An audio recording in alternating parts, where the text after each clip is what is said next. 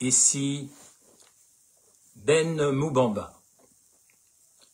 Nous sommes le vendredi 31 octobre 2025 et ceci est ma troisième et dernière conférence, du moins sous cette forme, sur le Gabon dans le monde d'après. Et aujourd'hui, nous allons nous appesantir sur un thème d'autant plus intéressant que le président du Gabon, M.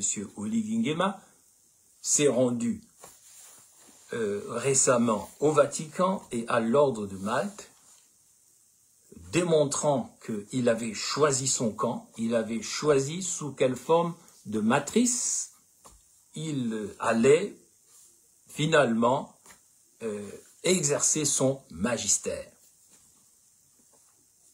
En se rendant au Vatican et à l'ordre de Malte, ce n'était pas une simple visite fortuite, au-delà du fait que chacun a le droit à la liberté religieuse, de faire les choix qu'il veut, mais dans ce qu'on appelle le problème théologico-politique, qui a été édicté par le philosophe juif Spinoza, démontrant ainsi la problématique qui existait entre ce qui était spécifiquement politique et ce qui était de l'ordre de la théologie, autant dire d'une forme de spiritualité, en même temps sociale et intérieure, démontrant ainsi qu'il fallait faire attention à la chose théologico-politique, d'autant plus que cette chose a une influence sur la vie et le comportement des gens.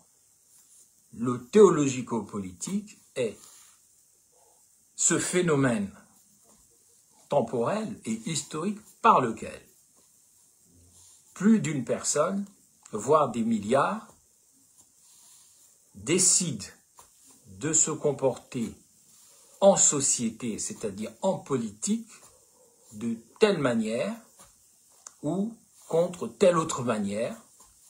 S'il s'agit de regarder vers la Mecque, cela a des incidences sociales et donc politiques. Regarder vers le Vatican, ça a des incidences sociales et donc politiques, et également une dimension spirituelle. De même, quand vous vous tournez vers le mur des lamentations, le mur des pleureuses ou des pleureurs à Jérusalem, cela signifie que vous avez tel comportement aux États-Unis, par exemple, ou en Israël, ou en France. Il en est de même il en est de même pour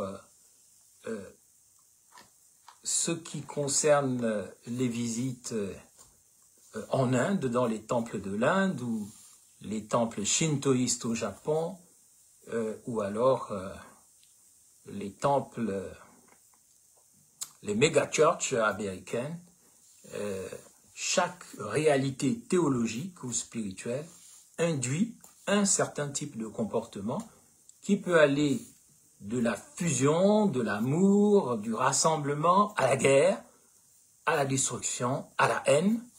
Voilà pourquoi la visite d'un président comme le Gabon, d'un pays comme le Gabon, ne doit pas être regardée et sur un angle purement émotionnel.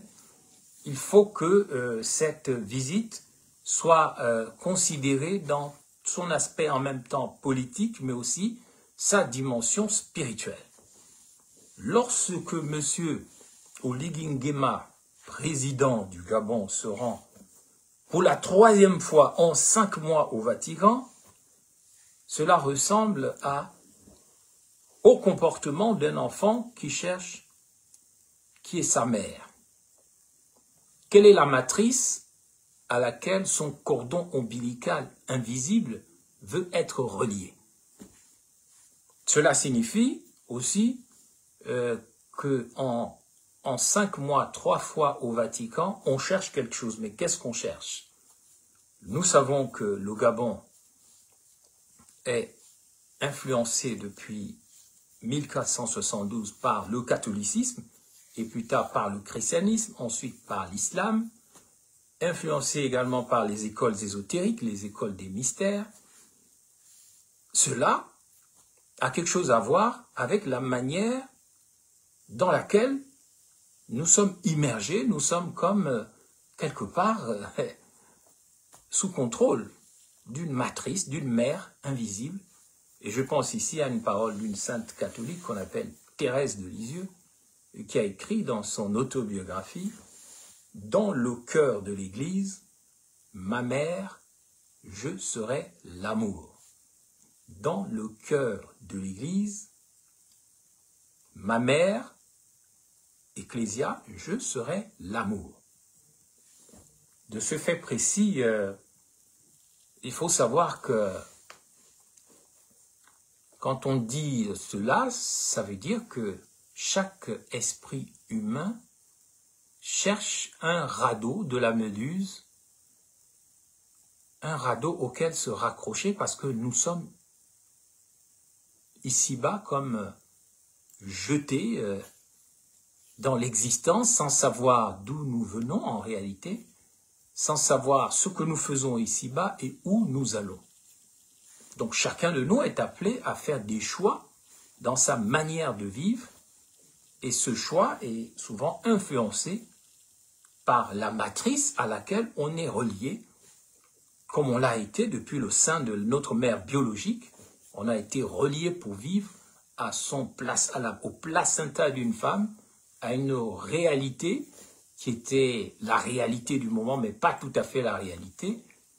Pendant 9 mois, nous avons en tant qu'humains, pour les animaux c'est différent, pour les plantes aussi c'est différent, mais à peu près c'est la même logique, nous baignons dans une matrice et c'est celle-là qui va influencer nos comportements selon ce que le psychiatre suisse Carl Jung a dit. Soit nous sommes liés à une matrice protectrice, donc une mère protectrice, soit nous sommes liés à une mère dévoreuse, une mère putride, une mère tueuse, au Gabon on appelle Mamanangai. Et que les Bapounous, pour la mère protectrice, on appelle Mabouang. Donc, mes chers compatriotes, en se rendant à l'ordre de Malte,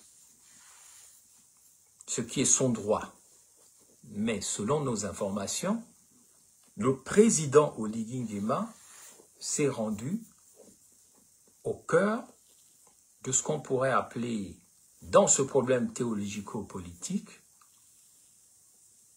la maman chèvre, quand il est allé à l'ordre de Malte. Malte, c'est cette île où, selon la mythologie du Saint-Empire ou de l'Empire gréco-romain, c'est ce qui est devenu avec les Européens le Saint-Empire germanique, colonial et romain, en se rendant à Malte, qui n'est pas du tout seulement une association humanitaire, en se rendant donc dans cet ordre recevoir un cordon ombilical qu'on appelle le collier de ceci ou de cela, Oligui Nguema a fait son choix. Il a choisi comme mère théologico-politique la chèvre de Malte. Qu'est-ce que c'est que la chèvre de Malte? C'est cette entité qu'on appelle la petite sirène. Pour ceux qui aiment les dessins animés, la chèvre de Malte, dans la mythologie gréco-romaine, c'est cette entité, cette sirène sous la forme d'un mouton ou d'une chèvre de Malte. Malte, vous connaissez le lait Malta. Zeus, qu'on appelle aussi le père des dieux, ou le roi des démons, pour échapper à l'infanticide, à cette tendance que Cronos avait de manger ses enfants pour ne pas être détrôné. Chaque fois qu'un enfant venait de la part de sa femme, donc sa femme, en accouchant de son dernier enfant, qu'on va appeler Zeus, pour le protéger, il va faire avaler au démon Chronos, qu'on appelle aussi le temps. Le Chronos, c'est le temps, la chronologie. C'est le temps qui passe, je vous en ai déjà parlé. Donc la maman, je ne sais plus comment elle s'appelait, Réa ou quelque chose comme ça, elle va prendre un morceau de caillou, comme celui que vous avez là-bas, entre Lambaréné et Fougamou, il y a un rocher sacré qui a, comme les yeux, là, ceux qui ont creusé dans la montagne l'ont trouvé, c'est un rocher sacré qu'on trouve entre Lambaréné et Fougamou, ou le carrefour de Yenano.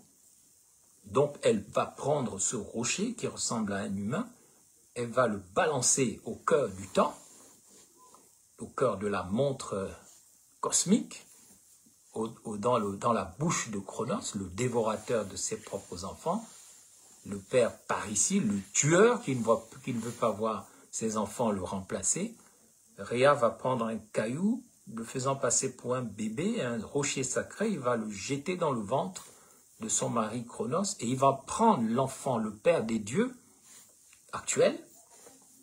Aujourd'hui, il a un autre nom, il s'appelle maintenant IA, intelligence artificielle. C'est la même réalité que vous voyez, Zeus, Jupiter, le Père Noël, le grand Schtroumpf, tout ce que vous voulez, notre Père qui est aux cieux, voilà, c'est toujours la même réalité. La même entité qui change de nom. Donc Zeus, lui, le fils de Cronos, va être envoyé sur l'île de Malte pour être nourri par les entités sirénaïques, si je puis m'exprimer ainsi, qui ont la forme de chèvres. Ce sont des petites sirènes que vous connaissez dans le dessin animé Ariel, la petite sirène. Vous avez entendu parler du scandale suivant lequel aucune femme noire ne pouvait jouer le rôle d'Ariel, la petite sirène. Mais c'est Ariel qui donne, qui est en fait celle qui gère tout ce qui est matériel dans ce monde. C'est une entité qui gère la nature, toutes les richesses. C'est derrière le nom Ariel, c'est ça. Donc c'est elle qui va nourrir Zeus, Jupiter, sur l'île de Malte. Donc c'est une île très importante, une île sacrée. Et donc les chevaliers de l'ordre de Malte doivent d'abord obéissance à la petite sirène, Ariel, l'entité qui maîtrise la nature, les richesses du monde, c'est Ariel. Et lorsqu'on dit matériel, dans le mot français matériel, c'est la magie des mots que les dictionnaires connaissent amplement. Quand on dit matériel, il s'agit donc de la réalité cosmique qu'on appelle donc la matrice d'Ariel, c'est-à-dire le matérialisme, le marxisme, le matérialisme pratique, marxisme, léninisme, le business, les affaires, c'est ça la Mahat Ariel qui donne matériel. Donc il y a on va dire deux matrices. Soit vous êtes avec la matrice de la mort, la matrice de la guerre, la matrice du matérialisme, la maratérielle. Donc vous êtes sous la loi de la matérialité des choses et non du tout tourné vers les choses essentielles. Soit vous êtes tourné vers la mahat essentielle. La mahat essentielle, c'est quoi? Eh bien, c'est cette matrice, cette mère protectrice qui n'est pas dévoratrice comme la matérielle. C'est cette mahat essentielle. Pour comprendre qu'est-ce que c'est que la mahat essentielle, on peut dire que la mahat essentielle ressemble à une vache sacrée. En Égypte, on l'appelle Aptor. Chez nous, les Bapounous, au Gabon, on l'appelle Bibalo Bingombi, Bibalo. Les saints généreux de la vache sacrée. C'était le nom de ma grand-mère d'ailleurs, paternelle, Bibalo Bingombi, la vache sacrée. Celle-là, elle est la mahat essentielle. C'est-à-dire, comme a dit Saint-Exupéry, le grand écrivain français qui avait beaucoup voyagé, donc qui avait beaucoup compris en visitant le monde, il disait cette phrase: l'essentiel est invisible à nos yeux, à nos regards humains, si je peux paraphraser, on ne voit bien qu'avec le cœur. Vous trouverez cette citation dans Le Petit Prince de Saint-Exupéry, lorsque Antoine de Saint-Exupéry a un accident, il tombe dans le désert, il va mourir, il a le temps de rêver, le temps qu'on puisse peut-être le retrouver, et il a toutes ces grandes pensées qui vont donner des chefs-d'œuvre de la littérature. À nous, les Bantous, qu'on empêche de lire. Moi, dans ma génération, celle d'Omar Bongo, les enfants lisaient. Ils achetaient des bandes dessinées à la gare routière. Ils allaient comme moi, tout le temps, au centre culturel français, Saint-Exupéry, justement, et ils passaient leur temps à lire. Alors qu'aujourd'hui, on n'a plus que des téléphones, on n'a plus que le Congossa, les challenges, on ne lit plus. Il faut revenir vers la lecture. Moi, tout ce que je sais, en termes de lecture, je le dois au fait que ma génération, on pouvait encore aller lire au parc d'attractions qu'on appelait les jardins de la Pairie. Il y avait des bibliothèques là-bas, il y avait des jeux, et c'était gratuit. Aujourd'hui, la vie est devenue trop difficile pour les jeunes Gabonaises et les jeunes Gabonais. Ils survivent, ils ne vivent pas. Nous qui avons grandi sous le parti unique, ça, je dois l'avouer, on avait accès libre au centre de lecture comme Saint-Exupéry, rien à voir avec l'Institut français aujourd'hui, qui est très sélectif et où on ne peut pas rentrer facilement. On avait les livres qui circulaient, bon marché, à la gare routière, on pouvait acheter des choses et on pouvait lire. On ne passait pas son temps sur l'œil de Sauron, qu'on appelle aussi l'iPhone ou le téléphone, l'œil de Sauron, l'œil du cyclope qui vous regarde, qui vous hypnotise et qui vous rend bête comme un Gabonais. Ce n'est pas une insulte, mais on a perdu, on ne sait plus lire, on ne sait plus écrire, on fait des fautes partout. Donc ça, l'éducation au Gabon doit être revue, parce qu'il n'y a aucune raison que quelqu'un comme moi, je connaisse tout d'Émile Zola, parce que j'ai fait le collège Bessieux, tout de Victor Hugo, ou tout du Soleil des Indépendances, ou de L'exil ou la tombe du romancier Tivele Tchela. Nous avons lu ça quand nous étions des enfants. Aujourd'hui, la chute de l'éducation est en train de tuer le Gabon, elle tue la mémoire, elle tue l'identité. Donc retenez ceci, et c'est de ça dont je vais vous parler, c'est de ça qu'il s'agit, de la Mahat, de la maman Nangai, qu'on appelle aussi matériel ou matérialisme, c'est-à-dire cette matrice, cette mère tellement matérialiste qu'elle accouche d'enfants qui sont reliés, comme le président Oligui Nguema vient de le confirmer à l'ordre de Malte, à la chèvre, à la petite sirène, au matérialisme, à rien d'autre, à rien d'essentiel, tout dans le matérialisme, c'est-à-dire dans l'éthique du plaisir, des choses où on est dans des apparences, que certains appellent aussi, comment dire ça, vous allez voir le clip de Patience Davani qui s'appelle Meliliwe, Maman Julie, un petit Stella. Elle parle de la mat Ariel, parce que Patience Davani est passée parmi nous comme une matrice Ariel, c'est-à-dire une femme Maman Nangai, une femme matricielle, mais dans le sens de la matrice matérialiste, et qui ne nous a pas montré de l'essentialité, mais qui ne nous a montré que, finalement, que du matérialisme.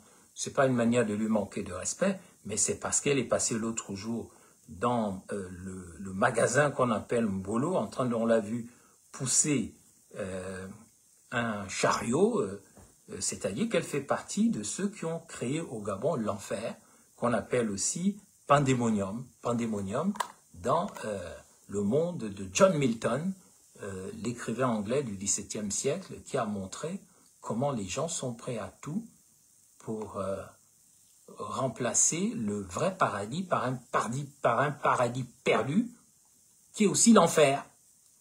Donc, quand Oligui Nguema se rend au Vatican, il en a le droit, mais 3 fois en 5 mois, c'est trop, ça cache quelque chose.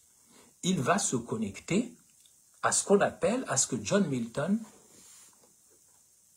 appelle le pandémonium, c'est-à-dire l'enfer. Parce que le monde de Malte, c'est le monde de l'enfer. C'est le monde du paradis perdu, du pandémonium, c'est le monde de la mythologie grecque et romaine, le monde de l'île de Malte, où les chèvres vont nourrir le démon, Jupiter ou Zeus, jusqu'à ce qu'il devienne adulte et vienne faire la guerre à son père et tuer son père. Zeus a tué son père comme celui qu'on prétend appeler Saint-Michel a tué le diable. Mais le diable, c'est de son père, en fait. Je vais vous expliquer ça correctement. La connexion de l'Igigema avec les Maltais, c'est la connexion avec les chevaliers de Malte, qui sont des enfants tueurs.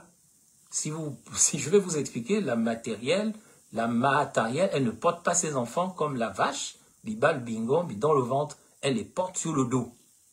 Allez sur Internet, vous tapez scorpion, et ses enfants, vous allez voir, elle en a plein le dos, d'où l'expression française, j'en ai plein le dos. Elle a plein de petits assassins sur le dos, qu'on appelle les scorpions. Les petits scorpions sont sur le dos, ils naissent dans le dos du scorpion.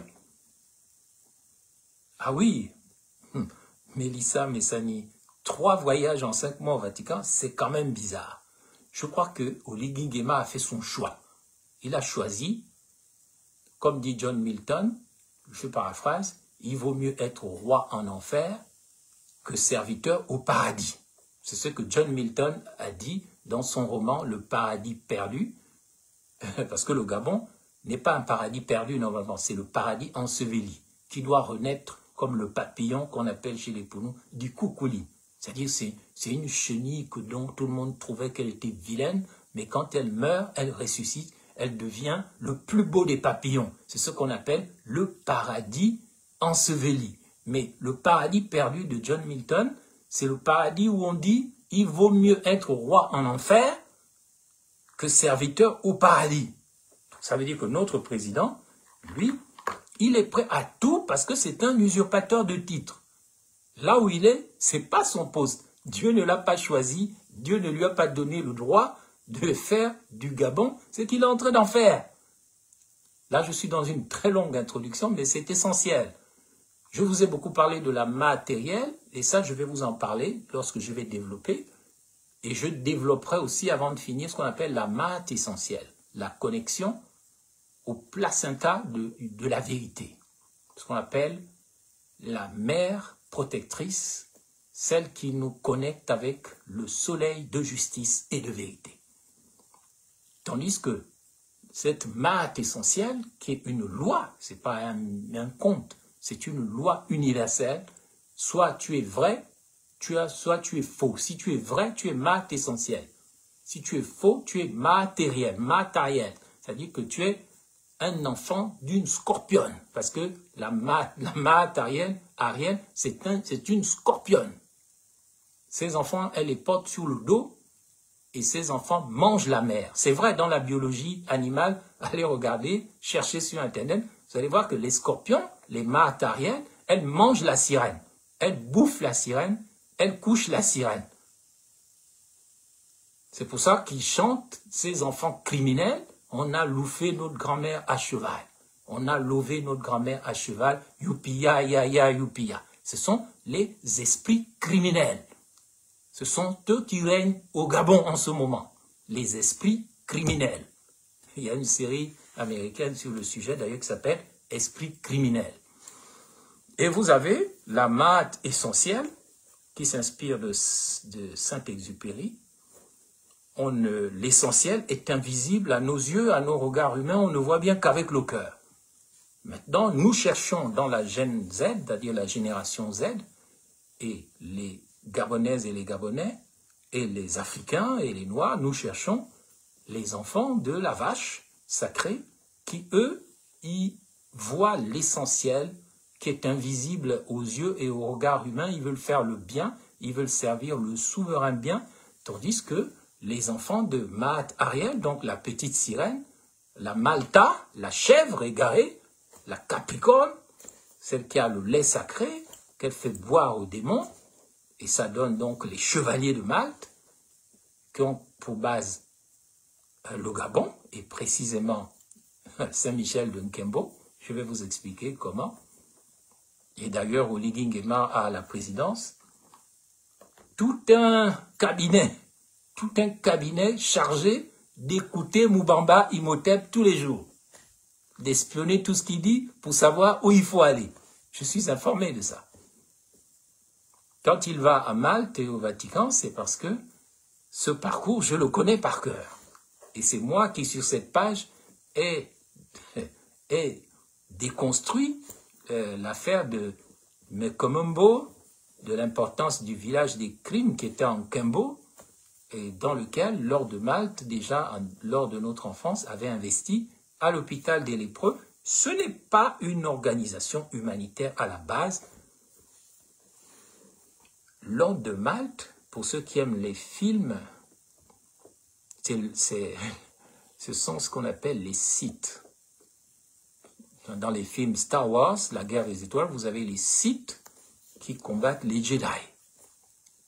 Les Jedi, eux, ils veulent servir, soi-disant, le souverain bien, mais ils sont comme dans le film de Sergio Leone, le bon, donc le naïf, tandis que les Jedi, ils sont comme dans le film de Sergio Leone, le truand et la brute, parce qu'ils veulent maîtriser la mort. Ils veulent avoir un pouvoir très puissant, de dominateur, et quand tu vas pactiser avec eux, ça a l'air très marrant, très amusant, mais si tu es inspiré, tu dois savoir que tu vas signer un pacte avec la mort, avec le séjour des morts, avec ce qu'on appelle la boîte de Pandore, que j'ai appelé ici le pandémonium, mais vous savez que la boîte de Pandore, c'est une boîte que une entité très puissante avait donnée à Pandore à l'époque. Elle ne devait pas l'ouvrir parce que si elle l'ouvrait, elle allait répandre la mort dans le monde. Mais Pandora a quand même ouvert la boîte de Pandore et tous les maux se sont répandus dans le monde et c'est comme ça que le mal est arrivé. Mais il n'y a qu'une chose qui n'était pas perdue dans l'ouverture de la boîte de Pandore, c'est l'espoir. Donc, un nouvel espoir est toujours possible.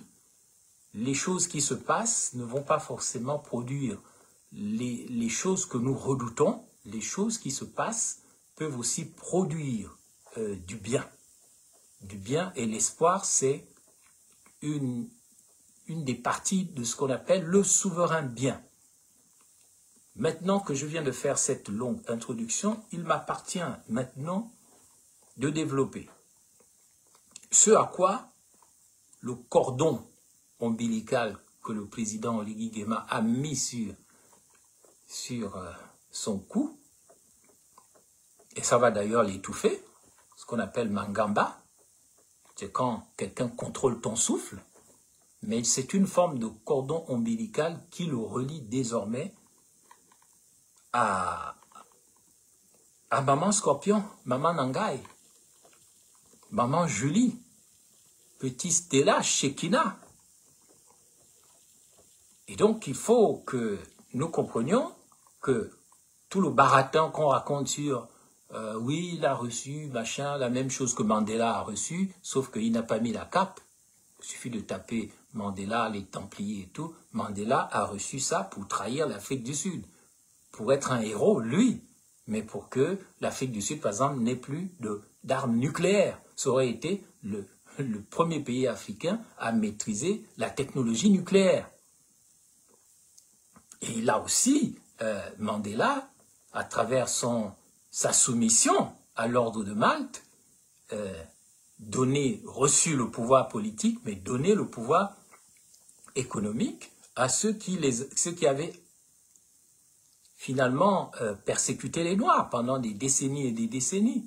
C'est donc une cape de la trahison des principes, des valeurs et des normes qu'il a porté Mandela, tout comme, même s'il n'a pas porté la cape de l'ordre de Malte, comme Mandela, donc on ne vienne pas dire que c'est le premier noir qui a reçu président africain, mais non, Mandela a reçu ça, mon Dieu. Et Mandela a baptisé avec Desmond Tutu défenseurs du LGBT sud-africain, et ils ont laissé tomber les armes nucléaires et une grande partie de l'économie. Ils étaient fatigués de se battre. Il ne s'agit pas de continuer la guerre raciale, mais quand même de ne pas tout céder pour la gloire. Évidemment, oui, pour son enterrement, c'est un événement mondial, mais il avait tout cédé, notre Saint Mandela. Tout comme Obama. Être noir, ce n'est pas un label de qualité. On peut tout à fait être le plus grand traître quand on est noir. Parce que Obama a tué Kadhafi, il a trahi Gbagbo, il a fait des guerres pas possibles. Il n'a pas fait en sorte que sa présidence serve une nouvelle image des États-Unis. Donc, mes chers compatriotes, je viens ici en tant que philosophe déconstruire le mythe immédiat qui consiste à vous faire croire que Oligui Nguema, à l'ordre de maths, c'est maintenant notre essor vers la félicité, alors que c'est un signe d'une grande trahison. C'est une connexion avec un ordre de criminels. Ça, je le dis, moi j'ai été catholique, je connais le Vatican par cœur et ils me connaissent. Donc cette visite avait aussi pour but de désactiver Moubamba, si vous ne le savez pas. Mais je ne veux pas entrer dans tous ces détails, en tout cas vous dire juste que c'est nul et de nul effet. Bonsoir Clarisse Mba, je vais donc développer maintenant qu'est-ce que la Mahat sur un plan philosophique. Ensuite, je vais vous parler de la Mahat Ariel, qui est donc la fausse mère destructrice, celle qui dévore ses enfants, et qui se fait aussi dévorer par ses enfants tueurs, qu'on appelle aussi la mère scorpion. Vous allez dans Apocalypse, chapitre 9, verset 10, et vous allez voir à quoi ressemble réellement la petite Malta, la petite princesse Ariel, la petite sirène Ariel, et le matérialisme ou la matérielle. Qu'est-ce que donc que la Mahat? La Mahat n'est pas, donc premièrement, la Mahat n'est pas seulement le conte égyptien dont on vous parle. La Mahat, c'est plus que la déesse de la vérité. Parce que les Égyptiens disent que lorsque tu meurs, dans un premier temps, pendant 3 jours, tu ne sais pas que tu es mort.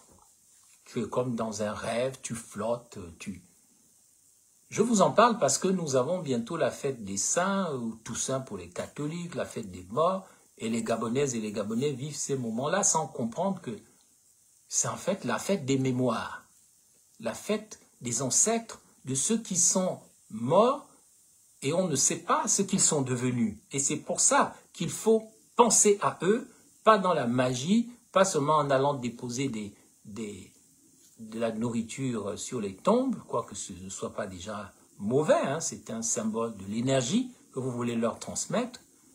Ce n'est pas seulement aller faire la messe de la Toussaint, et ce n'est pas non plus seulement se moquer d'eux dans la fête d'Halloween, comme on fait aux États-Unis et ailleurs. Halloween, on se moque des mémoires, on se moque des ancêtres, on s'habille en squelette, on chante le Thriller de Michael Jackson. Tout ça, c'est joli, mais si au moins on éduquait les gens sur l'importance de la mort, parce que c'est le moment qui précède notre vis-à-vis avec ce qu'on appelle la Mahat, la déesse de la vérité. La déesse de la vérité. Donc, à la veille des célébrations, mort, tout ça, il est de mon devoir de vous dire que lorsque le mort est mort, il ne sait pas qu'il est mort. Il faut au moins 3 jours pour que la personne qui est morte se rende compte qu'elle est morte et qu'elle commence à accepter cette situation. Ça, tout le monde le sait dans la mythologie, dans la philosophie, dans les sciences ésotériques et tutti quanti, même si tout n'est pas terrible dans certaines sciences ésotériques.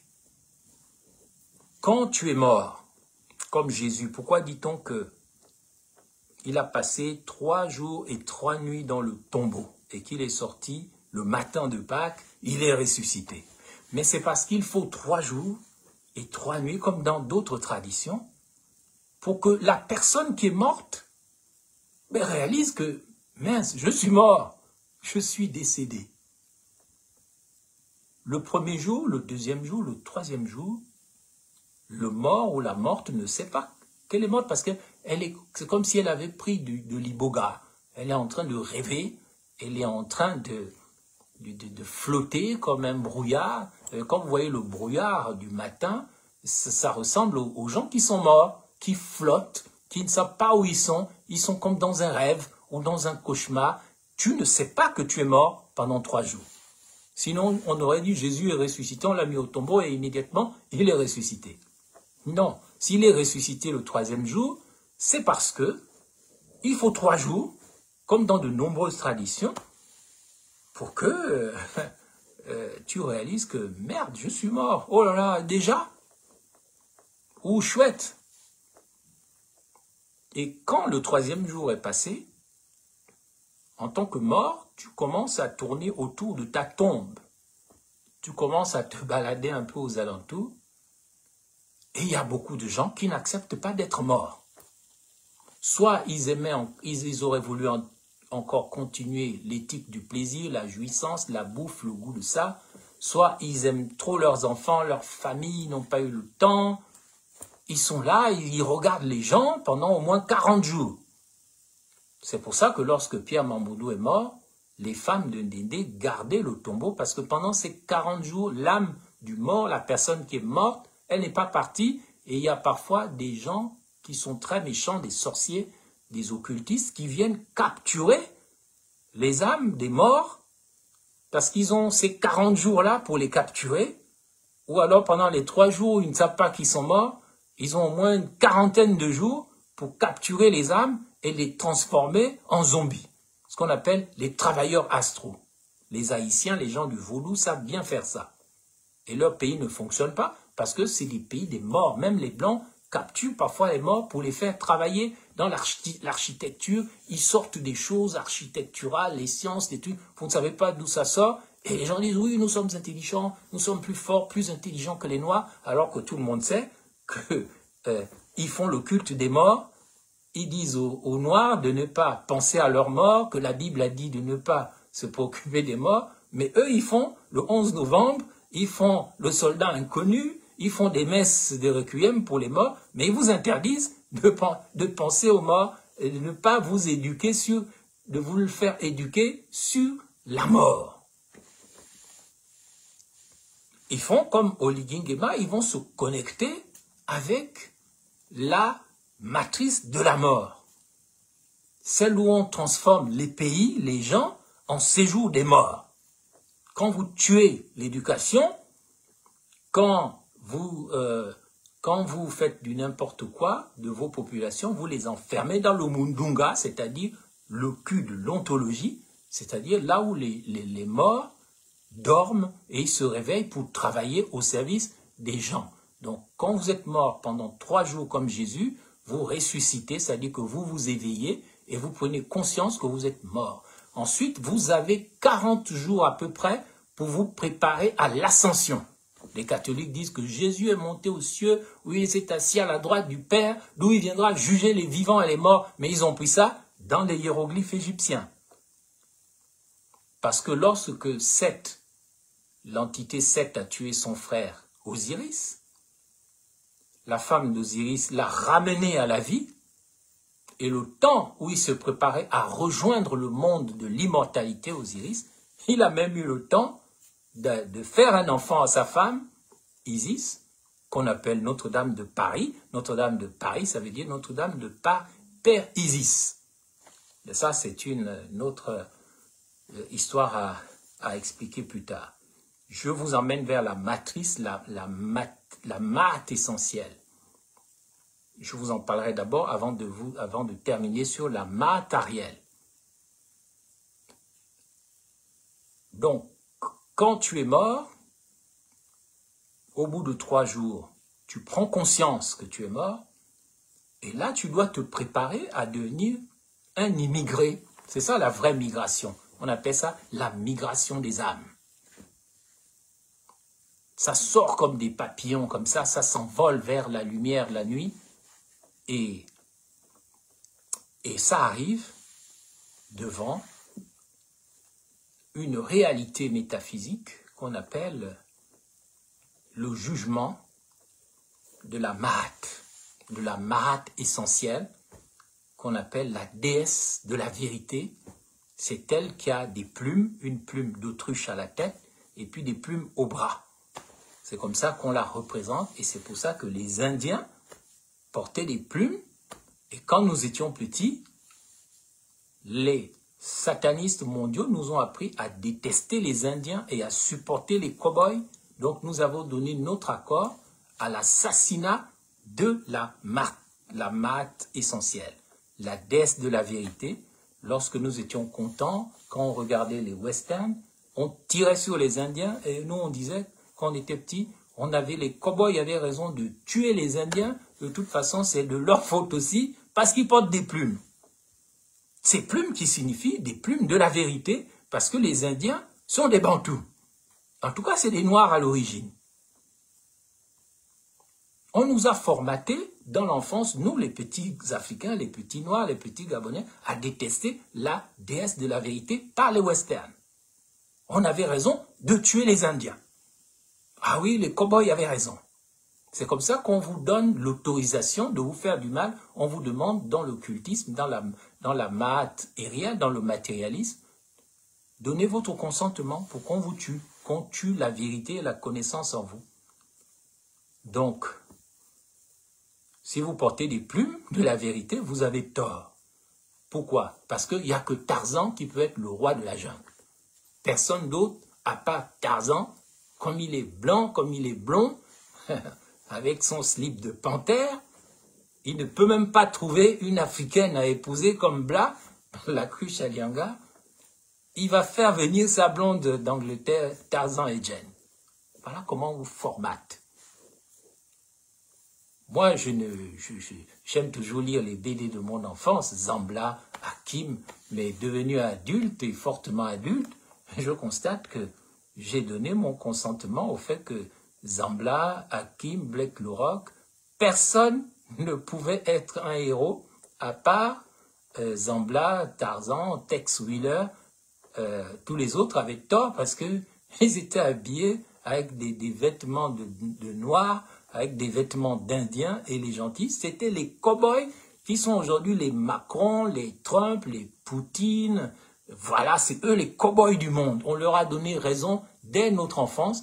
On a vécu ce qu'on appelle la programmation prédictive, la manipulation des esprits par la matrice négative qu'on appelle Maman Nangai, qu'on appelle Mahat Ariel matérialisme. Un programme de manipulation dans lequel on est tombé, comme tout enfant, est hypnotisé par sa mère. Dans son ventre, l'enfant dans le placenta, mais son seul monde, mais c'est sa matrice. Et même quand il naît, il ne voit que sa mère. Jusqu'à peu près 6-7 ans, il ne voit que sa mère, l'enfant. Il voit le monde à travers sa mère. Faites l'expérience, si un enfant tombe, si la mère dit « Oh yo », elle pleure, l'enfant va pleurer. Parce que l'enfant regarde d'abord le visage de sa matrice. Mais si la maman reste stoïque et calme et dit « Oh, ça va aller », l'enfant ne pleure pas. L'enfant est tout être humain qui vient dans le monde, il est subjugué, hypnotisé par la matrice. Même si on lui a coupé le cordon ombilical, comme moi-même je l'ai fait avec mes 3 enfants, il n'en demeure pas moins que ce cordon ombilical qu'on coupe physiologiquement, on reste connecté à ce cordon ombilical de manière psychospirituelle. Donc, si la mère, si la matrice est mauvaise, c'est une mère dévoratrice, une mère méchante, qui te fait des trucs impolis, bizarres, qui te frappe, qui te taloche. Mais qu'est-ce que tu vas faire?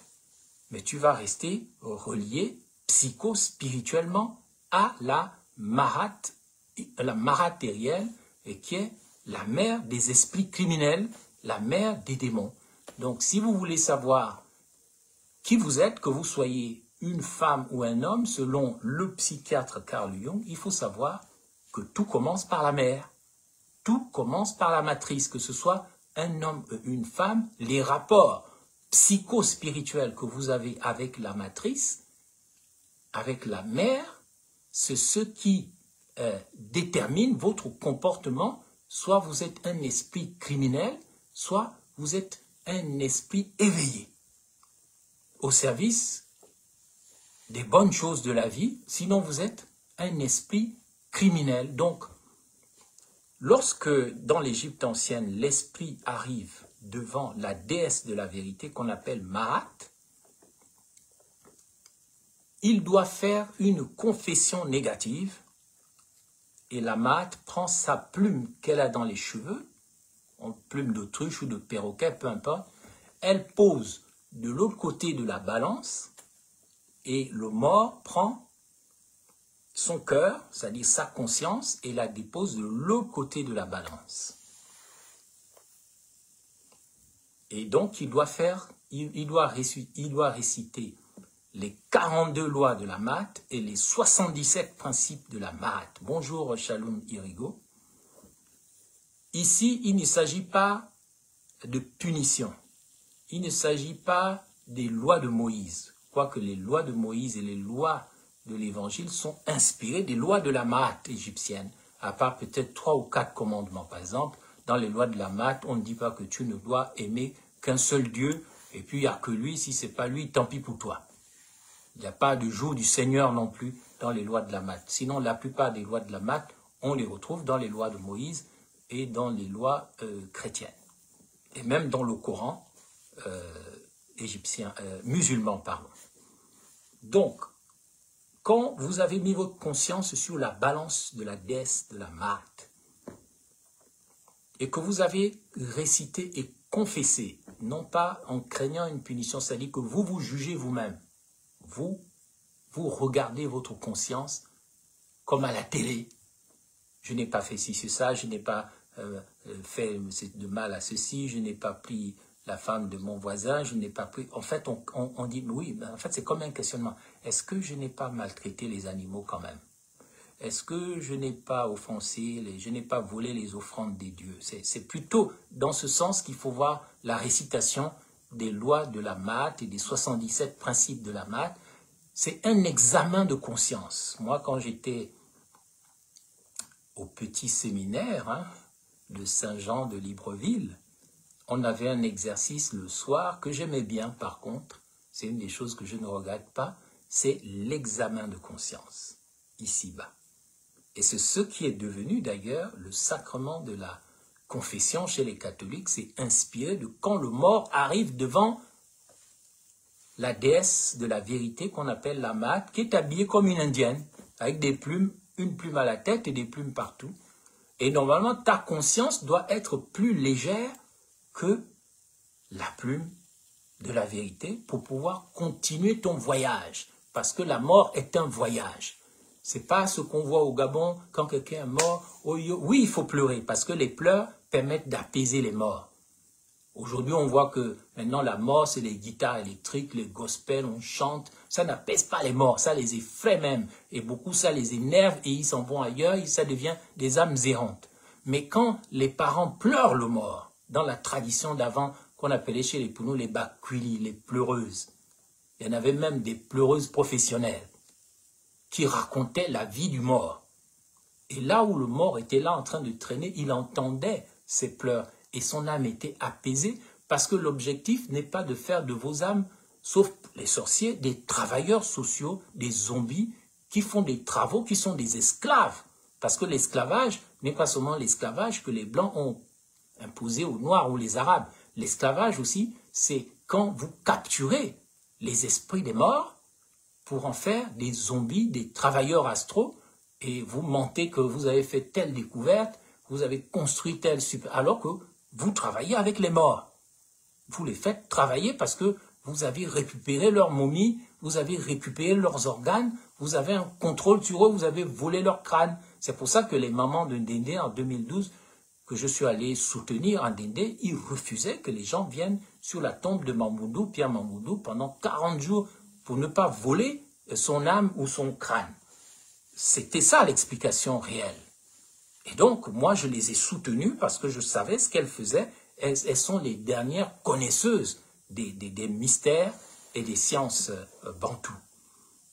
Donc, quand vous avez fini de vous confesser devant la vérité, devant la Mahat, devant la matrice essentielle, celle qu'on ne voit qu'avec le cœur, à ce moment-là, vous pouvez passer, si votre conscience est plus légère que la plume de la vérité.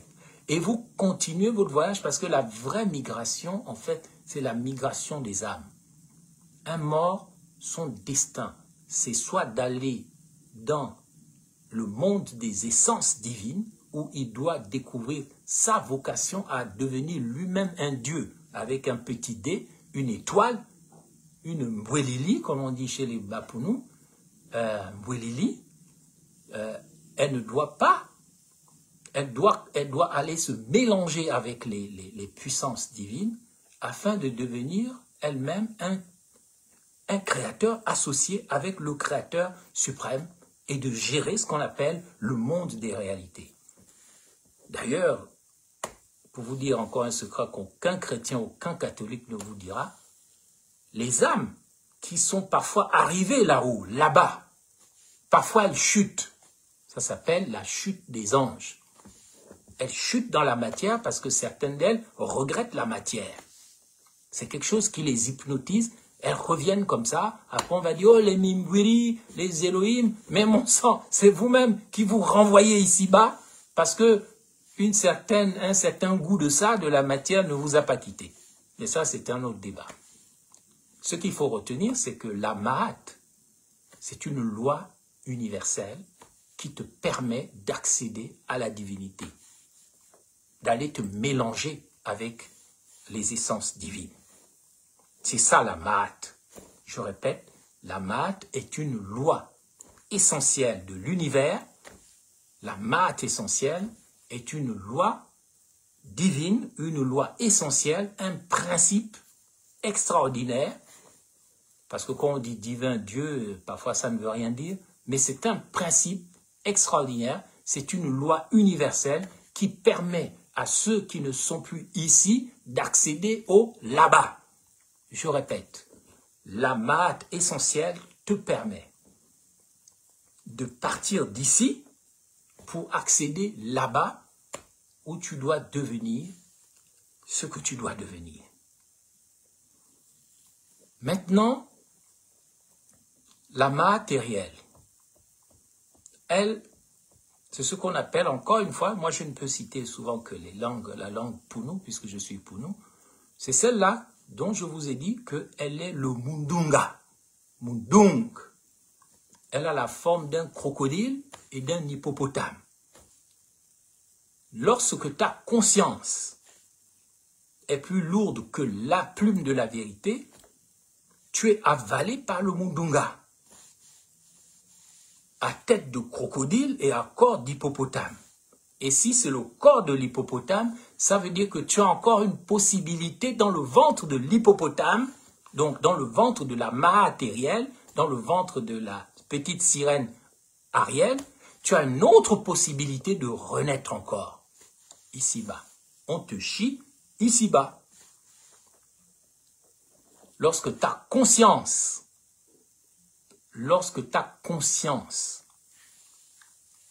est plus lourde que le principe de la vérité, tu es avalé par la matérielle, le matérialisme, à forme en Égypte de crocodile en haut et d'hippopotame en bas, et tu es chié dans le monde d'ici-bas à nouveau. Et certains appellent ça la réincarnation, et que certains chrétiens combattent à tort, mais c'est pourtant des grands principes universels auxquels on ne peut pas échapper. Donc, lorsque Oligingema va recevoir son cordon ombilical à l'ordre de Malte, il il donne son accord, il choisit son camp, c'est-à-dire que lui, il préfère être roi en enfer, ici-bas, parce que l'enfer, c'est ici-bas, en réalité. Il n'y a que ceux qui n'ont pas lu l'enfer de Dante, ou la Divine Comédie de Dante, puisque les gens ne lisent plus, ils n'ont plus de culture ni d'éducation. Il y a un livre qui s'appelle La Divine Comédie de Dante. Vous lisez-le, les 9 cercles de l'enfer. Vous allez comprendre que les 9 cercles de l'enfer, c'est les 9 provinces du Gabon.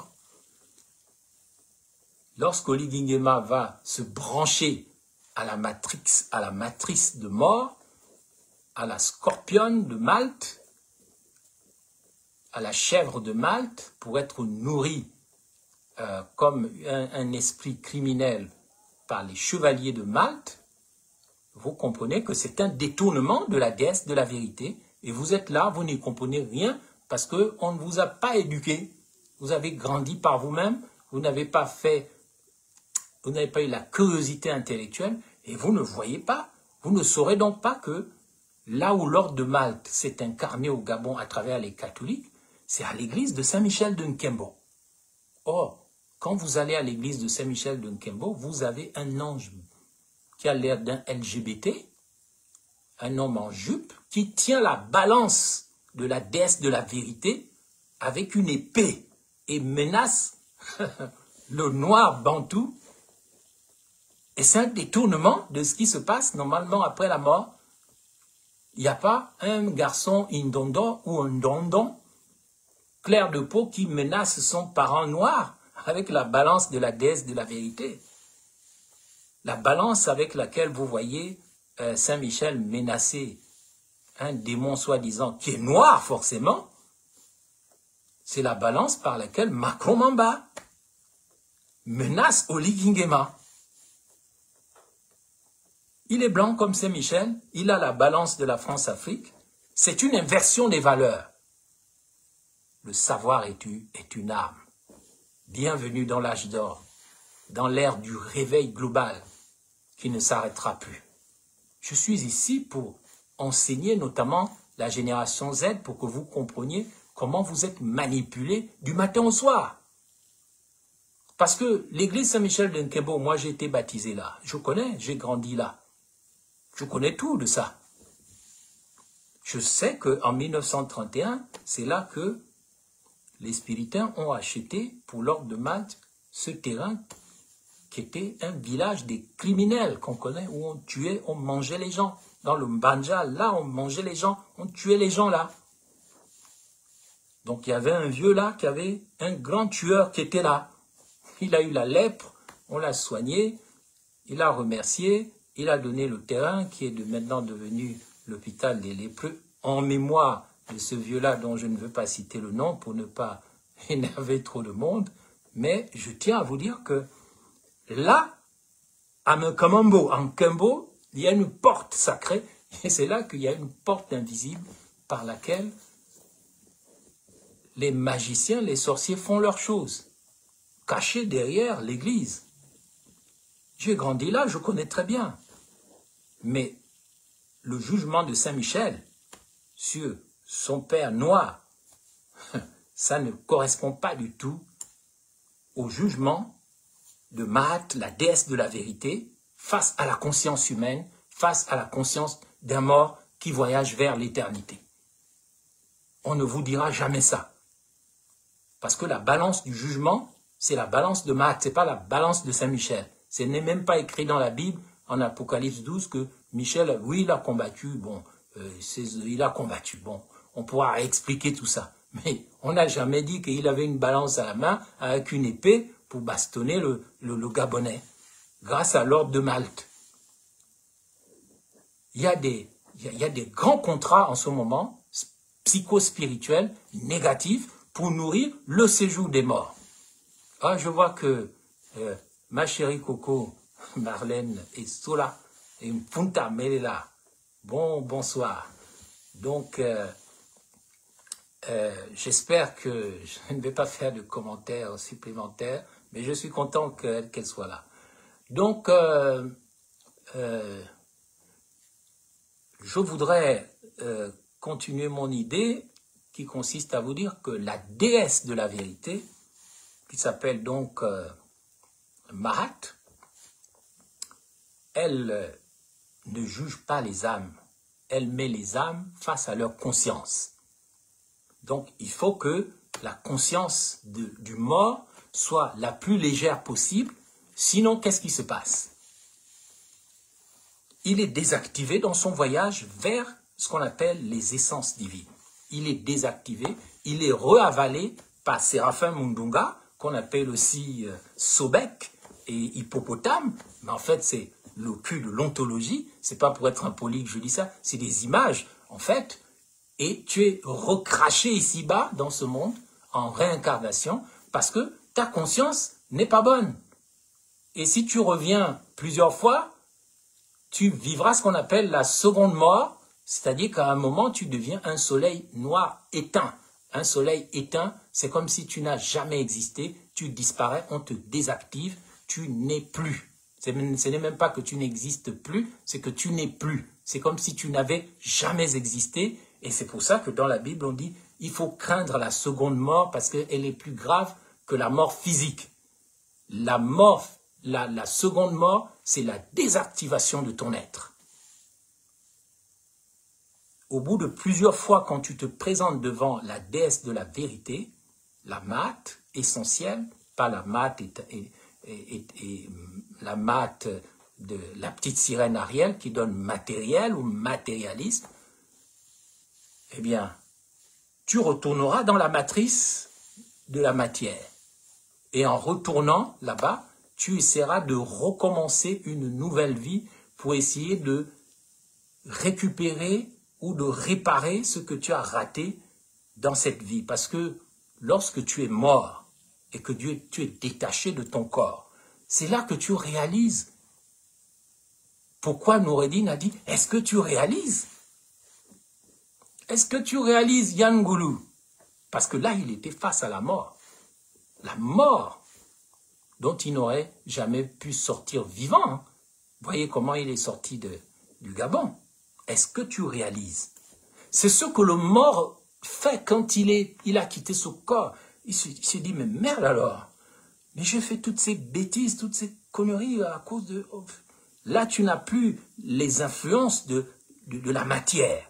Tu n'es plus soumis ou soumise à la Mahat Ariel, c'est-à-dire à la réalité matricielle placenta d'une entité dominatrice qu'on appelle la petite sirène Ariel, et qui est donc l'entité qui gère, selon les mythes, qui gère tout ce qui est matériel, les richesses, le monde, les forêts, les rivières, voilà, elle a un totem de lion d'ailleurs, ou de chien, mais enfin, vous pouvez aller voir ces petits films, La petite sirène, et vous comprendrez le langage codé et caché qu'il y a derrière. Il faut, dans cet âge d'or qui commence, parce que nous sommes encore dans un âge de fer, mais l'âge d'or arrive, il faut un éveil des consciences au Gabon, parce que vous devez savoir que les enfants de la matérielle ne veulent en aucune manière le bien des Noirs, le bien des Gabonais. Et le Gabon, ce n'est pas seulement la superficie que les Blancs nous ont donnée à l'indépendance. Le Gabon, ce qu'on appelle l'entité du Gabon, elle recoupe. Et le Gabon actuel, qu'on appelait avant le Haut-Congo, la Guinée équatoriale, une partie du Cameroun, peut-être même un bout de Centrafrique, un bout du Congo démocratique, le Congo-Brazzaville, ça va même jusqu'en Angola, et même un bout de la Namibie. Et même un bout de la Zambie, et même un bout du Zimbabwe. C'est un royaume qui a été décapité par les esprits criminels, les enfants de la matérielle, de la Mahat Ariel.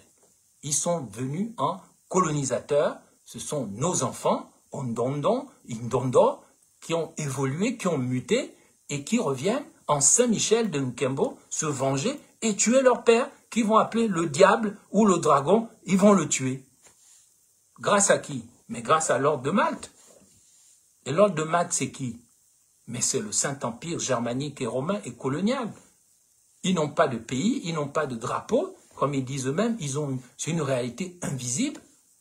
Mais tous ceux qui sont là-dedans, qu'on appelle les chevaliers de ceci ou chevaliers de cela, qui m'écoutent bien, parce qu'ils savent que je les connais. Le Vatican me connaît, l'ordre de Malte me connaît, je n'ai pas peur d'eux, parce que je m'appelle Imhotep, parce que je sais que c'est moi qui ai inventé tout ça.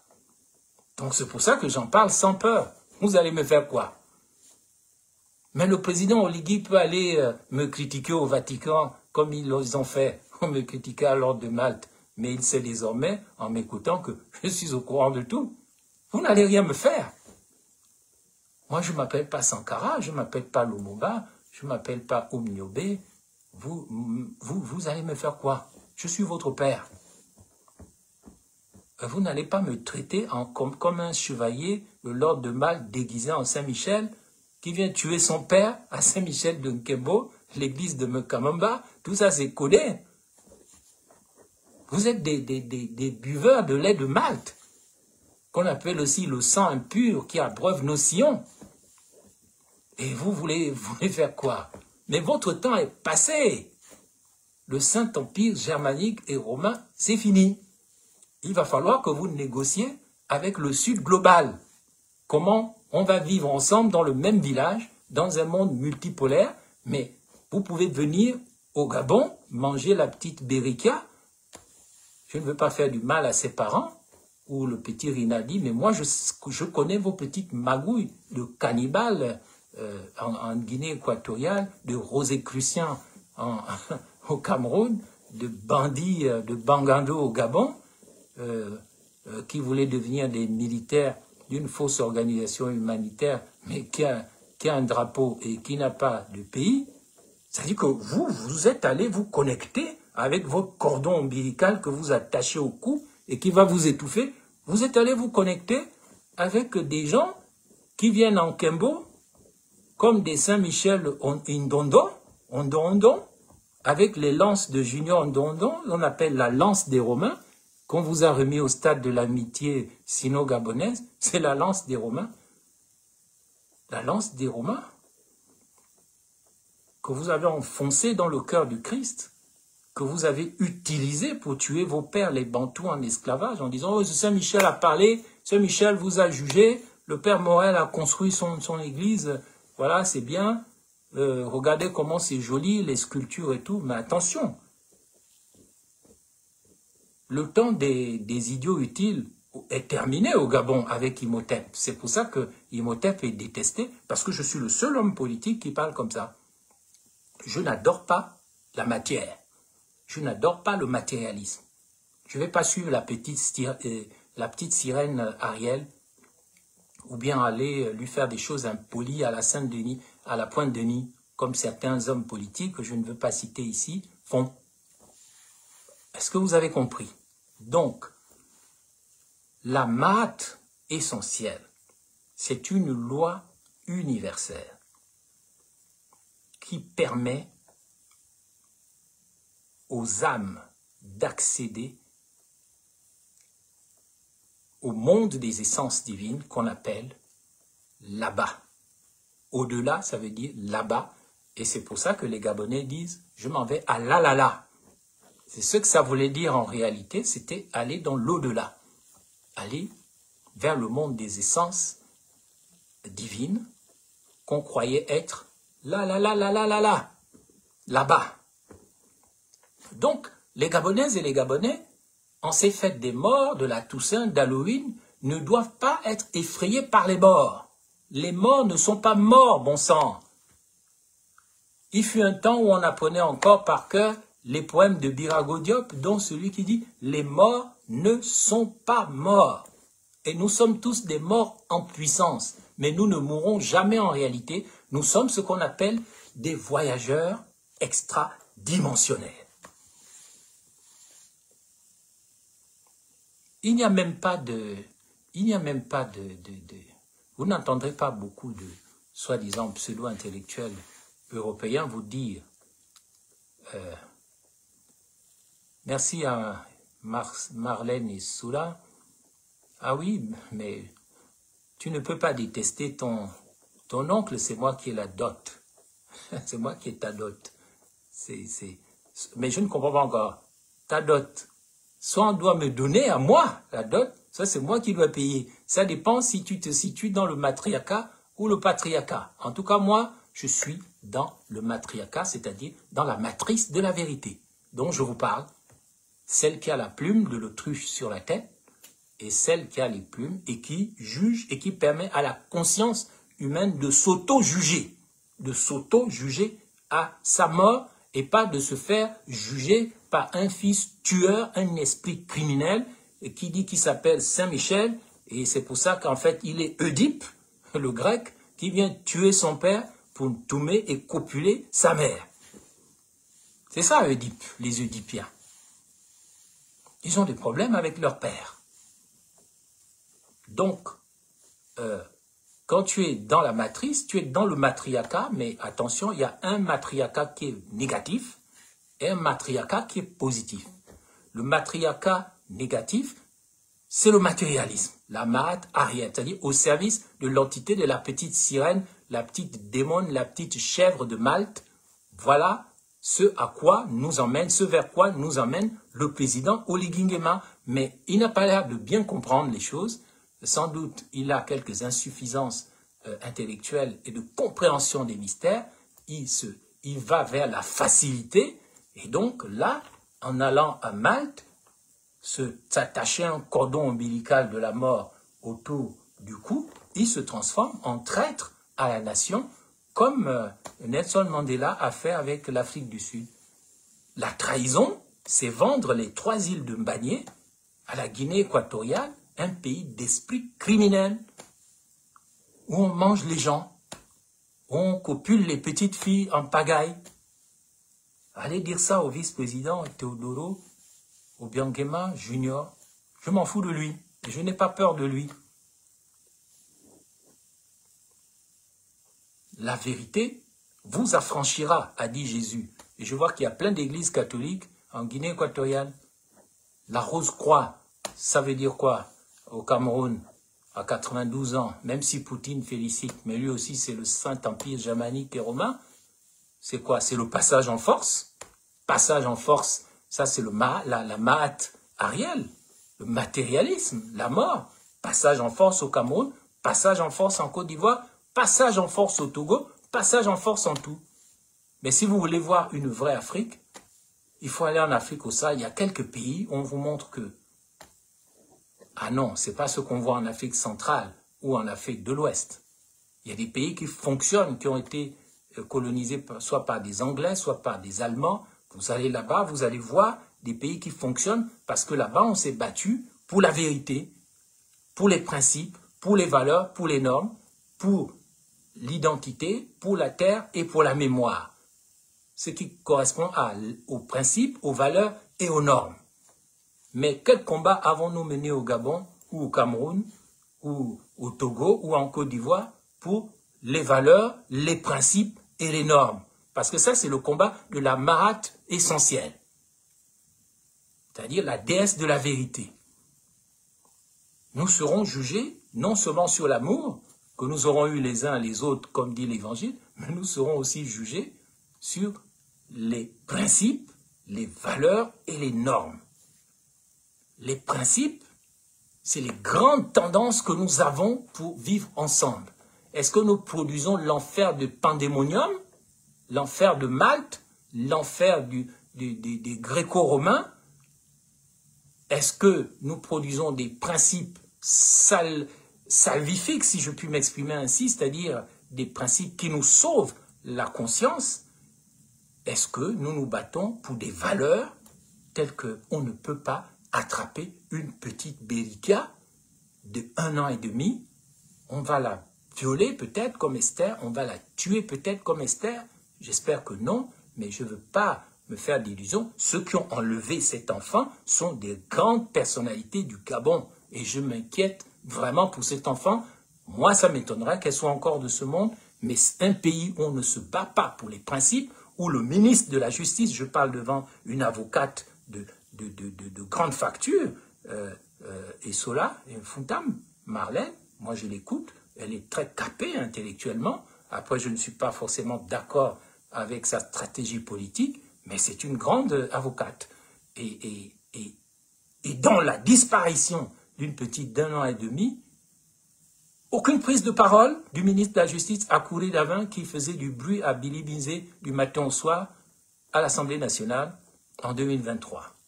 Il est ministre de la Justice, il ferme sa bouche, il vient de l'Ambaréné, la province la plus criminelle ritualisée du Gabon. Il ferme sa bouche. Donc, Minang Minal, le procureur Minang Minal, Minang, le grand menteur, son travail, c'est attaquer Sylvia Bongo en disant que non, Ali n'est pas concerné.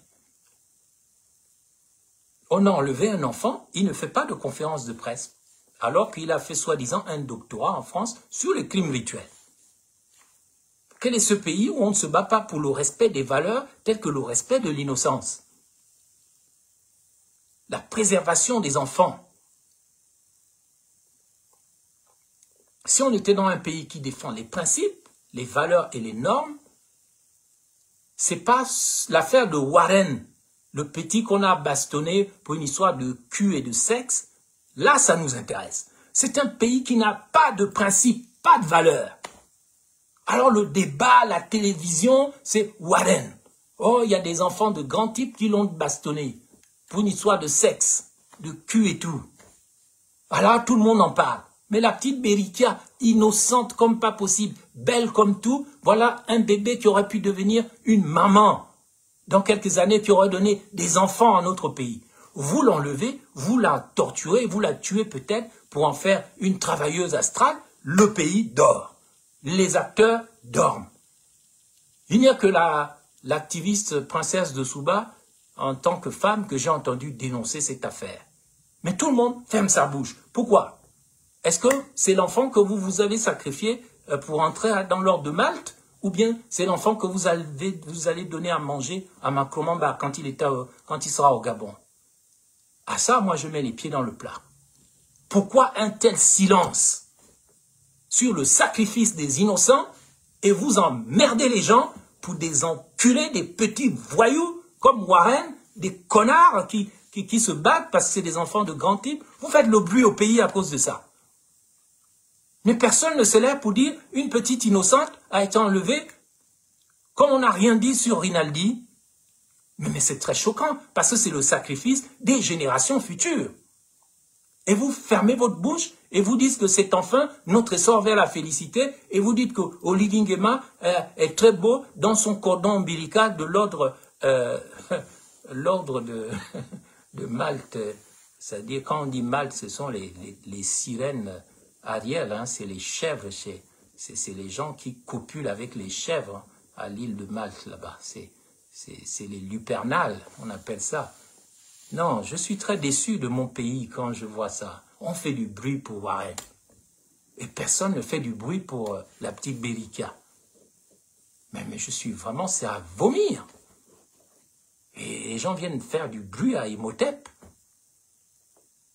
Ils ne sont même pas assez courageux pour défendre les principes, les valeurs et les normes, ce qui les mettrait au cœur de la Maat, c'est-à-dire au service de la vérité, du soleil de justice et de vérité, ce qui ferait de votre âme, votre conscience, une conscience solaire et pure, qui ferait de vous des demi-dieux, qui vous entraînerait vers l'au-delà, vers le là-bas, le pays des belles idées.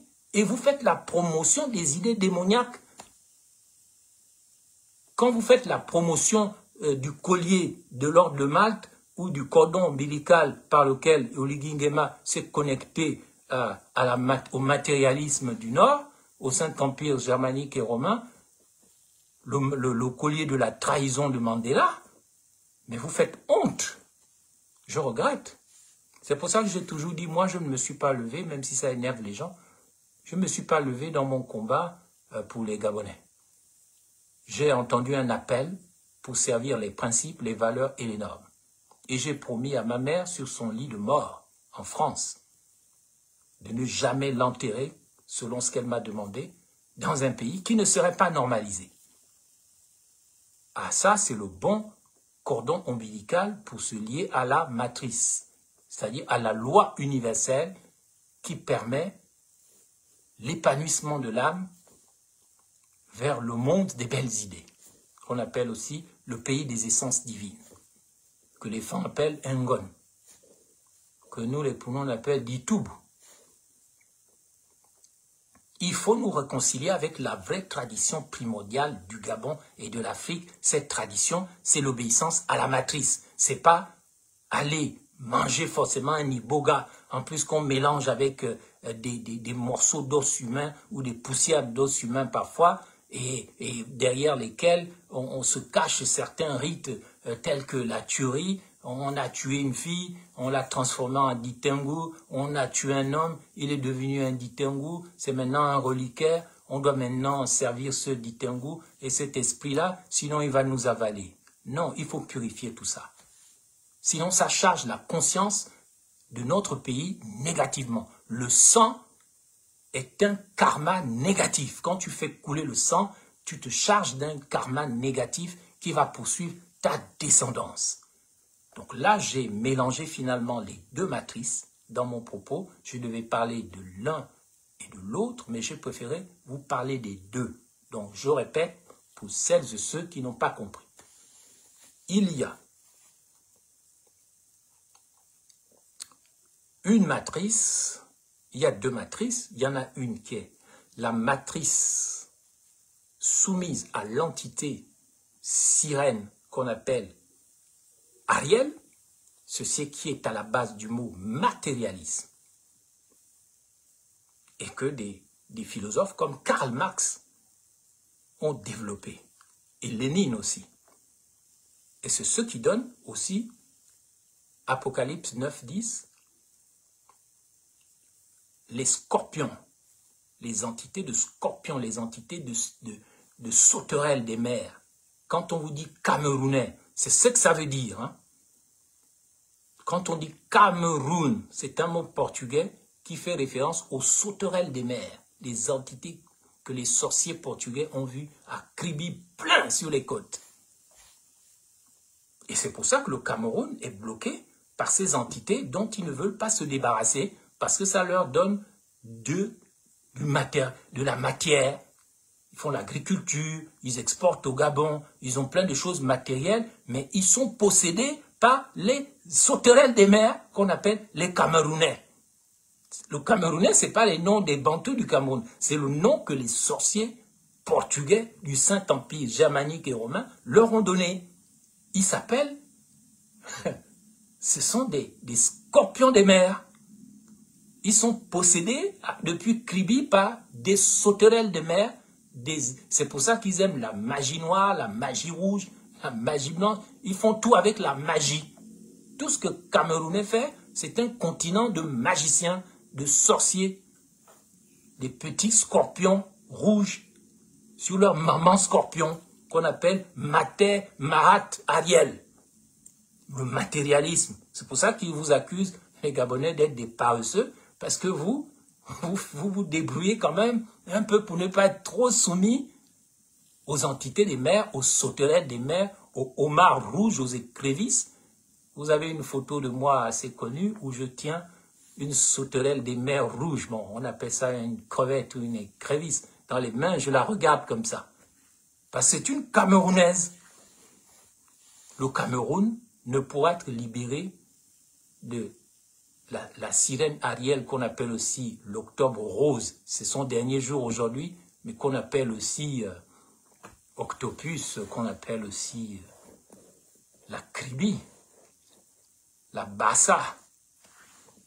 Le Cameroun ne pourra être libéré des passages en force matérialistes, des esprits chantaliens, bianiens et de tout autre aïdjo. Un pays qui produit des intelligences comme Mongo Betty, il faut lire Mongo Betty pour dire ah oui, ça c'était un pays. Quand j'étais en Ukraine, c'est un savant camerounais qui m'a expliqué le mystère du Mundunga. Comment les entités de la physique de la réalité, donc la grande physique, dévorent dans les trous noirs les étoiles. C'est un savant camerounais qui m'a expliqué ça. Voilà un pays où, voilà des gens d'où sont sortis la plus grande cardiologue que j'ai consultée dans le monde, était une Camerounaise. Donc, si tu veux sauver ton intelligence, parfois disent les Camerounais, c'est l'exil ou la tombe. Mais ça, c'est pas normal. Il faut se débarrasser de la mate et Ariel, qu'on appelle aussi la Camerounaise, la scorpionne, la sauterelle des mers, parce que les écrevisses, ce sont des cafards évolués. Hein. Ils ont plongé dans la mer et l'évolution en a transformé pour en faire des choses qu'on mange dans le goût. Mais à la base, ce sont des cafards évolués. Donc, sortir de la matérielle, c'est rompre avec les démons du matérialisme. Les démons qui disent que à cause de l'argent, l'argent c'est l'argent, à cause de l'argent, moi je peux tout te faire. Je peux te tuer, je peux faire de mon pays un pays sale, je peux suivre au billage, l'argent c'est l'argent. Je peux tuer un journaliste, le faire dans les fesses, je m'appelle Bruno Bidjan. Voilà, je fais ce que je veux. Ça c'est un esprit démoniaque inventé par la Camerounaise. Je te dis, ça, tant que les gens ne vont pas réfléchir à la phrase « est-ce que tu réalises ?» on restera enfermé là-dedans parce que l'ordre de Malte va toujours financer les passages en force. Parce que eux, ce qu'ils veulent, c'est nous garder en esclavage. C'est qu'on ne s'éveille pas. L'ordre de Malte, c'est eux qui ont fait dire au roi Léopold du Congo qu'on pouvait couper les mains des Congolais en pagaille, il n'y avait pas de problème. C'est eux qui ont dit aux pères blancs, aux spiritains, allez évangéliser, mais attention, ce qui compte, c'est pas Dieu, c'est pas l'évangile, c'est la métropole. C'est nos intérêts. Et les spiritains et les pères blancs, tout ça, les sœurs bleues, bien sûr, elles sont venues, ils ont fait des trucs, mais ils ne sont pas venus pour nous. Ils sont venus pour la métropole, pour la domination du Saint-Empire germanique, colonial et romain. Il est temps de rompre dans nos têtes les chaînes de cet esclavage matérialiste par lequel on se fait entuber par une marade ariel qu'on appelle en Égypte donc Sobek, la Sobek hippopotame, c'est-à-dire l'entité, cette sirène qui est jolie dans les films, mais en réalité elle a une tête de crocodile, elle a un ventre, donc une matrice d'hippopotame. Quand elle t'avale, parce que ta conscience n'est pas tranquille, président Oligui, elle te chie en esprit criminel. Parce que tu t'es connecté dans son ventre avec la criminalité, c'est-à-dire la mauvaise conscience. Si vous n'avez pas de mauvaise conscience, mais que les services spéciaux, la DGR, l'autre jour, il y a eu une guerre, une poursuite avec tir à balles réelles, parce que une histoire de Chinois qu'on a pris en otage, on leur a demandé une rançon, c'est un Kama, là, aide de camp du président, et puis il se fait poursuivre par la DGR, tir à balles réelles, cité de la démocratie, et puis tout petit quanti, je ne veux même pas raconter ça. Ça, c'est l'esprit criminel de la matérielle. Au Cameroun, c'est pour ça que les Portugais ont appelé le Cameroun la sauterelle qui règne ici, le homard géant, hein, les cafards évolués. Il faut se débarrasser de ces choses-là. Quant au Gabon, quand les Portugais sont arrivés chez nous, bien sûr, on leur a dit que ici ça s'appelait Gebenou. Gebenou. Ça, je ne veux pas développer, j'en ai déjà parlé. Gebenou, ça veut dire, c'est un mélange entre le dieu Geb, le dieu de la terre, et nous, c'est des plantes. Donc ça veut dire, c'est le jardin de Dieu. Mais les Portugais, ils ont entendu Gebenou. Quand ils ont demandé aux gens, machin, on leur a dit, oh, les Bantous qui étaient là leur ont dit, oh, si, c'est Gebenou. Et donc, eux, ils ont dit, ici, c'est Gabaon. Et Gabaon, ça veut dire le manteau de la prostitution homosexuelle qui a lieu dans les bateaux. Hein, c'est un manteau de capucin, là, qu'on remonte comme ça jusque... Souvent, les homosexuels utilisent beaucoup, notamment dans la bande dessinée Corto Maltese. Le héros Corto Maltese a la boucle d'oreille des homos. Et puis là, le manteau des capucins qui le remonte comme ça. Il n'a pas de femme, d'ailleurs.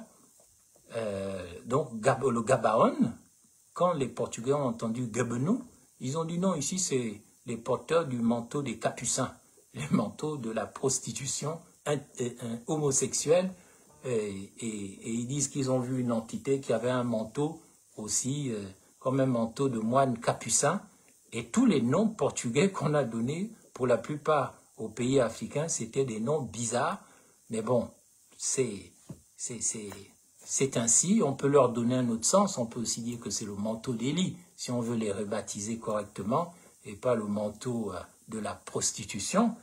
C'est pas le manteau de la friperie du Mont-Bouette. Non, vous devez savoir que la matérielle, c'est elle qui produit toutes les mauvaises choses qu'il y a dans le monde. Elle permet au Cameroun d'être le marché mondial des nègres bantous, là où on vend la dignité, et où Sarkozy dit « Quelle indignité !» Voilà, c'est ça même. Oui, Gabaon, ça veut dire le manteau de la prostitution. Mais comme les évêques gabonais, ils ont autre chose à faire avec Oligui Nguema, il ne peut même pas expliquer aux gens qu'on doit transformer le manteau de la prostitution en manteau de la bénédiction. Déjà, il faut arrêter d'avoir des Saint-Michel blancs qui tuent des Noirs à la paroisse Saint-Michel d'Nkembo. Parce que les symboles, c'est important. Il faut arrêter de négliger les morts, de faire en sorte de voir peur des morts, de faire en sorte que oui, les morts, on les jette comme si on les jetait à la poubelle et on les oublie. Mais là où ils sont en train de faire leur voyage, eux, ils ne nous oublient pas. Il y a des morts qui n'acceptent pas d'être morts et ils deviennent très dangereux parce que vous jouez avec leurs organes. Tous les gens que vous tuez en crime rituel, sachez que ce que vous en faites là, les organes humains, c'est des choses très dangereuses. Ces morts ne reposent pas en paix. Et il faut que ça s'arrête. Il faut arrêter de raisonner en matérialiste. Parce que quand tu raisonnes en matérialiste, tu raisonnes au service de la sirène ou de la chèvre de Malte ou la sirène Ariel. C'est ce qui donne le matérialisme. Tout est matérialiste chez nous. C'est pas normal. La mort, c'est l'argent. C'est pas l'amour, c'est pas les mémoires, c'est pas l'identité, c'est l'argent, c'est le cercueil, c'est les machins, c'est le commerce de l'eau des morts, c'est le commerce des organes. Comment voulez-vous qu'un pays comme le Gabon ou le Gabonou, c'est selon, s'en sorte, alors que ces enfants ne sont pas capables de devenir les dieux, entre guillemets, qu'ils doivent devenir. C'est que des esprits criminels qui s'intéressent à Warens, le petit connard qui s'est fait bastonner par d'autres petits connards. C'est ça le sujet. Mais la petite innocente qu'on a enlevée, la petite Esther qu'on a violée à 3 ans, le petit Rinaldi et d'autres enfants qui disparaissent, ça ne nous dit rien. Ce que font les criminels du pays, ça ne nous dit rien. Ce qui nous intéresse, c'est ce qu'on a fait à Warren. Mais lui là-même, c'est qui? Qui l'a envoyé faire ce qu'il a fait? Et qui a envoyé aussi ces bastonneurs faire ce qu'ils ont fait? En quoi ça nous regarde en quoi? Ce qui nous regarde, c'est que avec la petite Esther violée et tuée à 3 ans, le Gabon se ramasse un mauvais karma. Avec la petite Berika, 1 an et demi, qui doit déjà être, à mon avis, bon, je ne veux pas en parler, mais vous voyez ce que je veux dire, c'est toute une lignée qui s'éteint, toute une matrice qu'on récupère en travailleuse astrale. Et là, ça ne provoque aucune révolution. Mais je vous jure que le Gabon ne s'en sortira jamais. Et ne venez plus demander à des leaders de mourir pour vous. Baobam est mort, Mamoudou est mort, ils sont tous morts. Et vous voulez toujours aller voir Richard Moulomba, où il est enterré. Mais c'est une honte. Un ancien président de parti, numéro 2 de l'UPG, intellectuel de haut vol. Sa mémoire n'est même pas célébrée. Allez voir là où il est enterré. Vers Niali, sur la route de Tchibanga. Mais c'est honteux. On ne peut pas être fier d'un pays où on mange les gens, on boit le sang des gens, et puis on dit que c'est enfin notre essor vers la félicité, parce qu'on construit quelques immeubles. Mais vous savez qui construit ces immeubles? Je ne parle même pas des Libanais, je parle des travailleurs astraux. Des gens qu'on a tués, qu'on utilise. On a vendu le Rindamas. Est-ce que vous savez combien de gens dont les corps ont été coulés dans le ciment du Rindama? La mort est au centre de tout. parce que la mort est une renaissance. Donc on n'a pas intérêt à se faire tuer ou à tuer les gens. On doit construire ce pays sur des principes, sur des valeurs et sur des normes. Et donc quand le président va à l'ordre de Malte, une organisation criminelle, cachée derrière une hypocrisie humanitaire, il est du devoir d'un ancien journaliste catholique comme moi, après j'ai abandonné, de vous dire non, moi je ne suis pas d'accord. Les gens ne savent même pas que c'est moi qui ai créé Radio Sainte-Marie, la radio des catholiques. Ils ne vous le diront jamais. Tout, c'est moi qui ai tout fait. Je travaillais comme journaliste, responsable Afrique, monsieur Afrique, du développement des radios chrétiennes en Afrique. Chroniqueur à KTO, la chaîne catholique. Toutes mes archives sont là-bas. Donc ne venez pas me faire dire que je suis en train de trahir quelqu'un. Je suis en train de dire qu'on a un problème avec les chrétiens, avec le catholicisme, avec l'ordre de Malte, avec les écoles ésotériques. Ils nous empêchent de nous éveiller par le contrôle. Parce que la Malte, Ariel, elle, c'est l'esprit du contrôle. C'est une mère qui te contrôle, qui te taloche, qui ne veut pas que tu vives. Alors que la Malte essentielle, donc la loi universelle de la vérité, elle te permet de devenir ce que tu dois devenir. Elle ne t'empêche pas de vivre, elle t'éduque, elle t'enseigne jour après jour. Aujourd'hui, nous avons un problème avec nos morts au Gabon. Nous les avons oubliés, nous les avons abandonnés dans le tombeau, c'est-à-dire dans la matrice de la mort, dans le séjour des morts. Et il est temps que l'État gabonais et les populations gabonaises célèbrent les morts comme il se doit, afin que ces morts s'éveillent de là où ils sont et cessent de nous en vouloir en tant que parents, en tant que nation. Et ainsi, la phrase dans la Bible suivante prendra un sens, mais je ne vois pas les pasteurs, je ne vois pas les prophètes, les Ngwambina qui ont utilisé la religion pour se faire élire dans la Nyanga en tant que forme pour nous. Tant mieux pour eux. Oui, Mélissa Messani, j'ai travaillé pour KTO en tant que journaliste. J'étais souvent au Vatican et j'ai travaillé pour Radio Notre-Dame de Paris en tant que journaliste avant que cette affaire politique ne commence et ne m'entraîne dans des gros problèmes.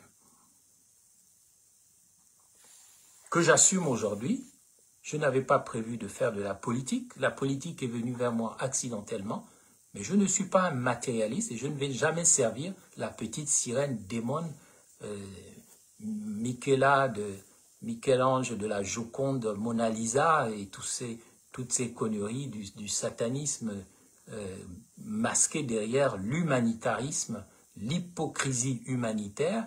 Ça, c'est un livre du philosophe français Finkielkraut, hein, ça s'appelle l'hypocrisie humanitaire, qui consiste à bourrer les gens de nourriture alors qu'ils vont mourir en sortant. Vous les bourrez de gâteaux, de cadeaux et tout, et puis quand ils sortent, ils se font tuer comme à Gaza. Et comme ailleurs, comme à Michel de Nkembo, on a vu ça. Moi, je fais partie des enfants, quand j'étais petit, je ne sais pas pourquoi, je refusais les cadeaux des bonnes sœurs. Les sœurs bleues pouvaient venir me donner des cadeaux, mais mon étoile royale refusait, mais je n'en étais pas conscient. Moi, je disais, je ne veux pas que vous me donniez des cadeaux, et je ne veux pas que vous ayez pitié de moi. Je ne suis pas pauvre, même si j'ai des apparences de pauvre. Alors, l'humanitaire ne sert à rien dans un pays riche. Aller à Dubaï, il n'y a pas d'humanitaire.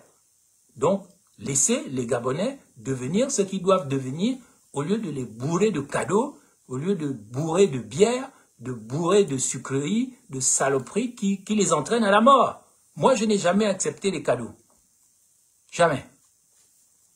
Et j'ai passé des années à aider les gens à l'intérieur du pays, dans le cadre de l'Église catholique, où je fus d'ailleurs trahi par les complices, les amis de l'ordre de Malte, je ne veux pas les citer, je fus trahi au Fernand Vaz par les amis de l'Ordre de Malte, je fus trahi à Sindara, près de Fougamou, et je fus trahi à Saint-Michel de Ndjolé. Partout où j'ai essayé de sauver la matrice de la vérité, au Gabon, sans le savoir, les enfants de la matrice matérielle, matrice de la mort, cachés derrière les esprits de contrôle, les religions, la politique et autres traditions soi-disant gabonaises, me combattaient pour que jamais la matrice de la vérité ne surgisse au Gabon.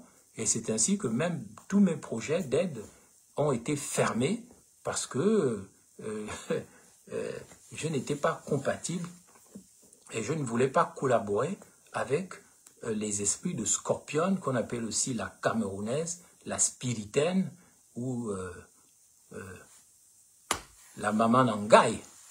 Donc, mes chers amis, je n'en dirai pas plus aujourd'hui. Je terminerai tout simplement en vous disant que nous avons deux choix par rapport à ce que notre président Oligui Nguema a fait. Soit nous disons que c'est bien, que c'est enfin notre essor vers la félicité, c'est le seul noir qui a eu le collier que Mandela aussi a eu, soit nous continuons de nous laisser manipuler, soit nous ouvrons les yeux parce que, en définitive, quand nous allons mourir, il n'y aura plus ni jugement ni condamnation, à part le jugement et la condamnation de notre conscience. C'est de ça qu'il s'agit. Il ne s'agit pas d'une campagne contre Oligui Nguema, contre l'Église catholique, mais il faut savoir que dans l'âge d'or, les esprits cessent d'être contrôlés. Les âmes deviennent libres. Les gens ne se font plus avoir par les manipulations, par les menteurs, trop nombreux dans ce monde, par les âmes damnées, par les chevaliers de l'Apocalypse, les chevaliers du Temple, les gens qui sont là pour nous prendre pour des petits idiots noirs, qui ne vont jamais faire quoi que ce soit dans leur vie, qui, soi-disant, ne sont pas intelligents. Nous devons prendre conscience que si l'Ordre de Malte s'intéresse tant au Gabon, c'est parce qu'il y a un secret au Gabon, mais on ne veut pas que ce secret soit développé par les Gabonais. On attend que nous disparaissions tous pour pouvoir développer le secret du Gabon. C'est pourquoi ils font l'alliance avec les esprits criminels et ils combattent les esprits éveillés que nous sommes. Nous devons en prendre conscience. C'est pour ça que les trois mots les plus importants de notre hymne national, c'est « Éveille-toi Gabon ». C'est enfin notre essor vers la félicité. Les trois mots les plus importants de notre pays, c'est « Éveille-toi Gabon ». Donc, je parle pour l'éveil des consciences, pour que nous retournions, que nous allions nous connecter avec un cordon ombilical psychospirituel, que nous allions nous connecter avec la mate essentielle. Parce que Saint-Exupéry l'a dit, l'essentiel est invisible à nos yeux et à nos regards humains, on ne voit bien qu'avec le cœur. Mais si nous voulons faire comme le président Oligui Nguema, lui, il va utiliser la phrase de John Milton dans Le Paradis perdu, c'est-à-dire qu'il vaut mieux être roi en enfer que serviteur au paradis. Je répète, il vaut mieux être roi en enfer que serviteur au paradis. Donc on va aller se raccrocher à l'Ordre de Malte, à ceux qui ne veulent pas du bien à l'Afrique, malgré leurs apparences humanitaires. Voilà pourquoi je termine cette musique, cette conférence, avec la chanson Piti Stella, une vidéo Maman Julie, dans laquelle vous allez voir le secret du Gabon qu'on ne vous a jamais révélé. Le secret du Gabon, c'est un homme habillé en rouge. Je crois que c'est la sœur du colonel Frédéric Bongo qui est dans ce clip. Il y a un homme qui est amoureux de la sirène Ariel, que Patience Dabani appelle Petit Stella. Et donc, il va la rencontrer à l'Ordre de Malte, en rouge. Ils vont faire des choses impolies. Il va faire disparaître, on voit même les pauvres petites filles gabonaises qui disparaissent. On les voit dans ce clip très vieux, hein, mais que j'ai décrypté. On les voit, ces enfants-là qui disparaissent, des petites filles. On voit le culte du sang. On voit comment on transforme les petites filles, les petits enfants en travailleurs astrales, qu'on appelle aussi en Ditengu. Et on voit dans cette chanson qui s'appelle Maman Julie, on voit finalement une chanson qui est dédiée à la Mahat Ariel, à Maman Julie, à la bandite des eaux, à la camerounaise, à la katangaise, à la sorcière bien-aimée. C'est celle-là qu'on voit dans les chansons de la GR, ce très beau clip de Patience Dabani, où elle a trahi le secret, mais elle savait que les Gabonais n'allaient rien comprendre au secret, donc elle a fait ce clip. Vous allez voir, surveillez bien, je vais vous montrer avec mon téléphone. Vous allez voir comment la sœur de Frédéric Bongo chante comme une octobre rose. Elle fait les mouvements de la pieuvre d'ailleurs dans cette chanson. Comme une octobre rose, c'est le dernier jour de l'octobre rose. Je vais vous montrer, c'est elle la matérielle.